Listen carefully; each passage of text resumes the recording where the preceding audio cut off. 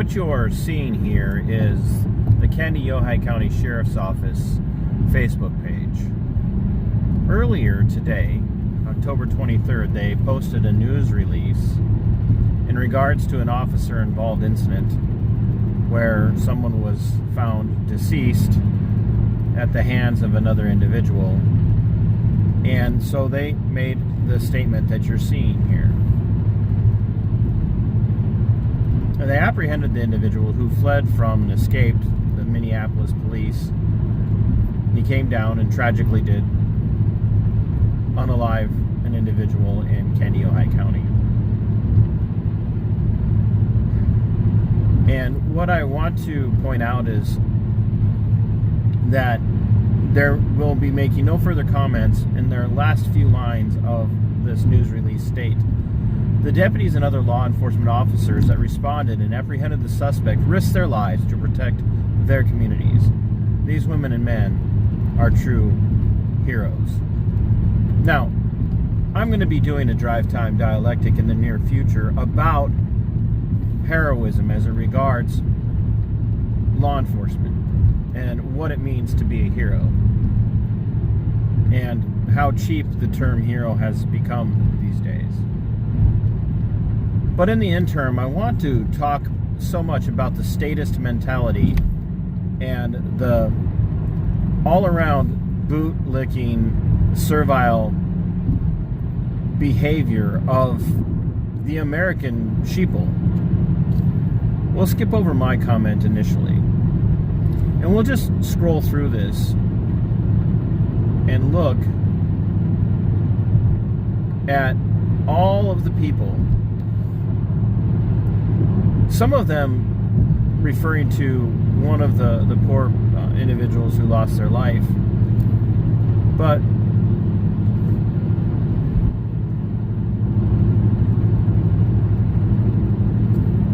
what I don't want you to miss is that over and over throughout all of these comments, it's so many thanks to the Kandiyohi County Sheriff's Office for protecting the community.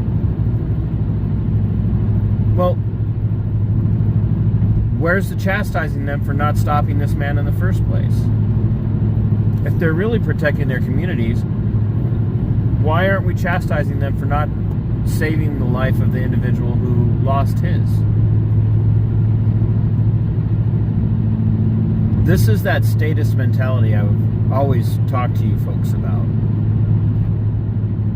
And as I said, we're going to be having a conversation in a drive time dialectic about what constitutes being a hero and whether or not doing your job actually means that you are a hero. But I want to show you where the bootlicking really begins to come in. So here's my statement. It is not a heroic act to fulfill the role you are paid to fulfill. I'm sorry for the loss of life for those who were victimized by this incident, but calling law enforcement heroic for doing the job they are paid to do is beyond the pale. And I stand by that. And the reason that I stand by it is because it's true. But look at the responses to me. And these people do not deserve anonymity. Bootlickers and statists need to be pointed out. They need to be ridiculed. They should be shamed. These are the same people who, when push comes to shove, will tell the enforcers where to find you when you're hiding from being rounded up and put into camp for having a wrong opinion. Rebecca Nelson Trongard says, "You go do that job then, right now. Back to blue, yeah?" The irony of that is, as I point out in my comment, that I'm a veteran of the 82nd Airborne Division and did almost 13 years in the career field. And I had one person ask an actual question: what constitutes a hero in your eyes? And so I answered her question, and, well, not her question, but I answered the question above about doing the job by saying, you know, what I said about being a veteran and having done 13 years. And Jesse Mages says, if this is a fact, then you are a hero to me. Anyone willing to put their life on the line to make ours better is a hero. This should be a simple concept for you. Thank you for your service. So I answer the question of what a hero is, and you could see it here. A hero would be someone like John Hurley of Arvada, Colorado. On June 21st of 2021, John intercepted and engaged a man that was actively hunting for police officers. John neutralized the threat with his personal sidearm and was shot and killed by Arvada police in return for his heroic acts. The Arvada police officer that took John's life opened fire. Let that sink in. Opened fire on John without assessing the situation and whether John was a threat or not. The officer was shielded from criminal charges and qualified immunity was left in place. The people of Arvada, however, are now paying for the wrongful death of John Hurley. John is a hero and died at the hands of those he protected from harm, but I suppose you have never heard his story. Now juxtapose the story of John Hurley with that of lazy and cowardly law enforcement officers that sat outside the doors of the classrooms, allowing children to ensanguinate for over an hour while on the outside their brothers and sisters in blue used tasers and other force on the parents of the children for wanting to mount a rescue mission for the children as they heard their screams and cries for help in Uvalde. Or suppose we look at the deputy in Florida that deleted the life of Airman Roger Fortson. Roger was shot down in cold blood for merely answering the door of his apartment with his personal sidearm in his hand. Or how about the murder of Sonia Massey in Illinois? A deputy shot her in the head while she was in the middle of a mental health crisis and laughingly said, "I rebuke you in the name of Jesus." True heroes are the everyday people that go outside the scope of their work or personal lives to intervene in moments of danger when they have no obligation to do so. And then I went on to point out that in reality, the Kendi Ojai Sheriff's Office is corrupt, and there will be links in this video to show the corruption. But it doesn't end there for the bootlickers. Christine Wenzel says, my guess that to him a hero is someone wearing purple and gold with their name across their back, but I'm just guessing.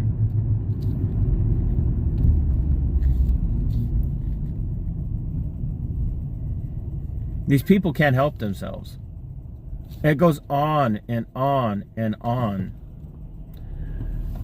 Christine Wenzel continues, they become heroes the moment they chose to go into the profession, as do our military members and all our first responders. Whether you think they are or not doesn't affect the fact that they are.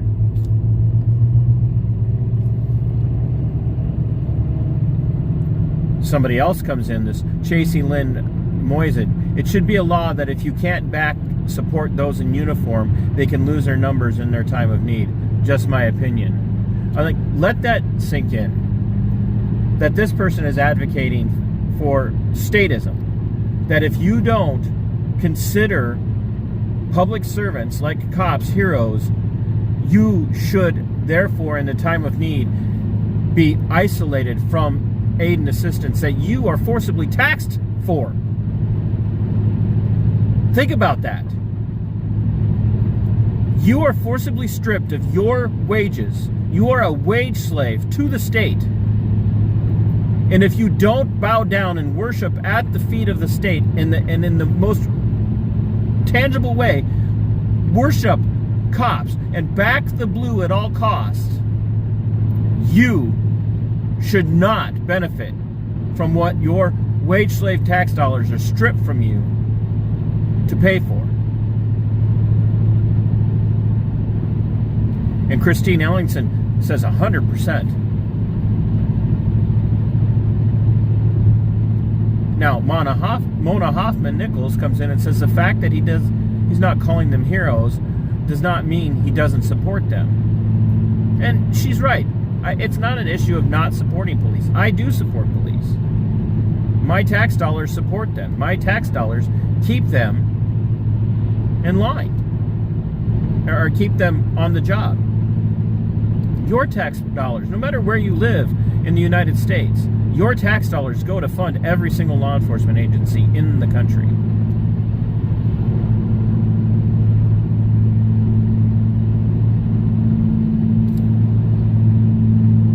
Somebody points out that this could have been prevented had another law enforcement agency been effective at doing their job. Katie Moberg says it was disrespectful of me to say what I said. I point out it's not disrespectful to state a fact. You people practically worship law enforcement. They don't deserve that. They are merely they're merely servants hired to do a job. They should be treated as such.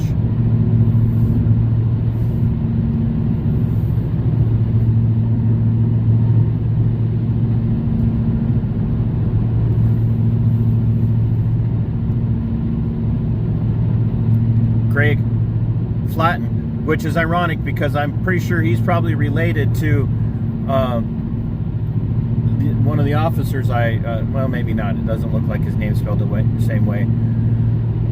Greg Flatten says, he's very disrespectful. What if a pew-pew targets him and LE finds the pew-pewer first? Wonder how he would feel then. Most LE are true heroes. They go to work not knowing if we'll make it home every day. I'm reading it verbatim.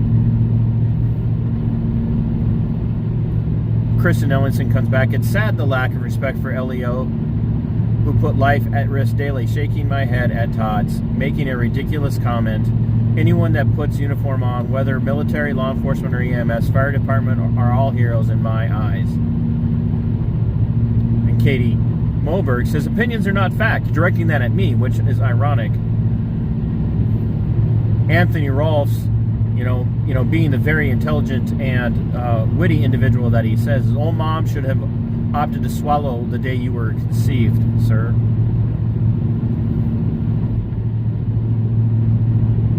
Bridget Karish says, easy to say coming from a guy behind a screen, regardless of pay, you can't put a price on life. And someone who's willing to put theirs on the line so that we have the luxury to keep living our lives is heroic. Remember that next time you're in a situation. These people clearly do not pay attention to the hundreds of thousands of videos that come out every year showing cops abusing the general public. Aaron Buckley says, I'm sorry you feel that way. I come from and here's an appeal to experience, an appeal to the masses, and an appeal to authority, all in one long logical fallacy vomitus. I'm sorry you feel that way. I come from a long line of military service members, police, etc. Each time every one of them puts on their uniform, they are heroes. Yes, they get paid to do that job. However, they do not choose to get shot at. Yes, you do. When you put on that uniform, you're choosing to become a bullet magnet. They do not choose to get shot at. They do not choose to get ridiculed, berated, spit on, etc. They put on their uniforms each and every day. While their loved ones pray, they get to see them walk through the door at the end of each shift. You, as a service member, should understand the respect these men and women deserve. Because even though I do not know you or agree with you, I respect you. God bless, sir, and thank you for serving the American people. God bless. Says it twice.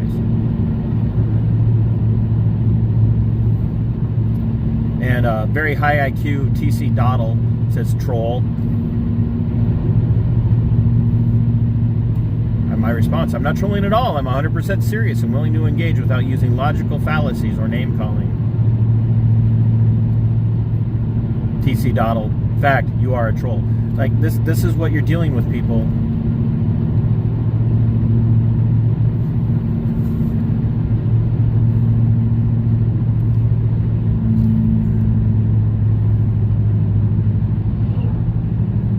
And at least, I'll give this person, everyone is allowed to have their opinions, but they are heroes in my eyes. These men and women in uniform are not doing what they do for pay. That's utter and ridiculous BS. There's not a single one of these people that would do what they're doing if they weren't getting paid.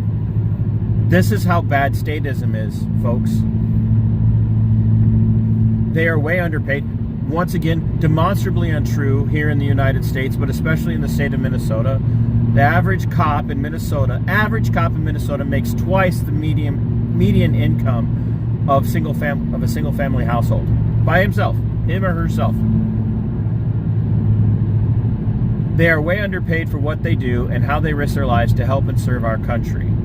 We have one of the best sheriff's departments around, in my opinion. Demonstrably untrue, and we can show that. Very well trained, given very advanced equipment to use, and they have great leadership. Sheriff Eric Tollison. Demonstrably untrue. My heart aches for the victims and the family of the victims, and also all involved. Our heroes in these uniforms don't just leave their call and move on. These things are with them forever. We should be asking ourselves about that. And then she says, request a few ride-alongs and see if you have the same opinion. A presumption of ignorance on my part. Your comment is just yuck, says Tammy Tam. Still deserve respect for protecting all, but do they? Do cops protect all?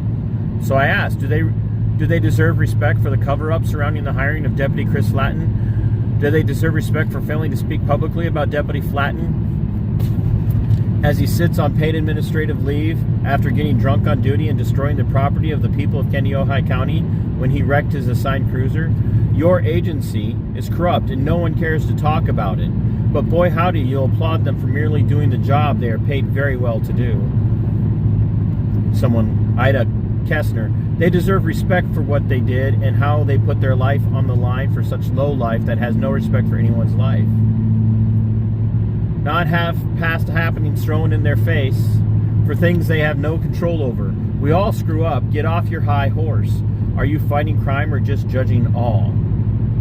Do you see that? Also, they don't get paid well. Why don't you put on the uniform and protect them and protect them? We could go on and on and on with this. The comments directed at me are all very much in keeping with the statist mentality that is impacting and affecting the entire United States. I said nothing harsh in my opening comment other than they're not heroes for simply doing their job. And this angered these people to no end.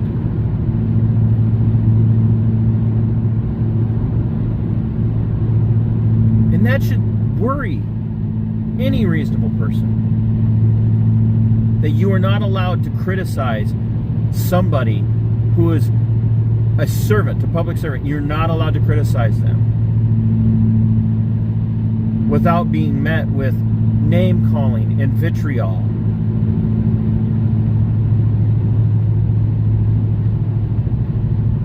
We have got to start to reach out to people and help them understand that not bowing down and licking the boots of cops doesn't make you un-American. It doesn't make you a hater. It makes you a patriot. And calling out bootlickers and calling out the Back the Blue crowd, calling out statists, is actually far more heroic than anything any cop will probably ever do in their entire life. And it's definitely far more heroic than any bootlicker and any statist will ever be.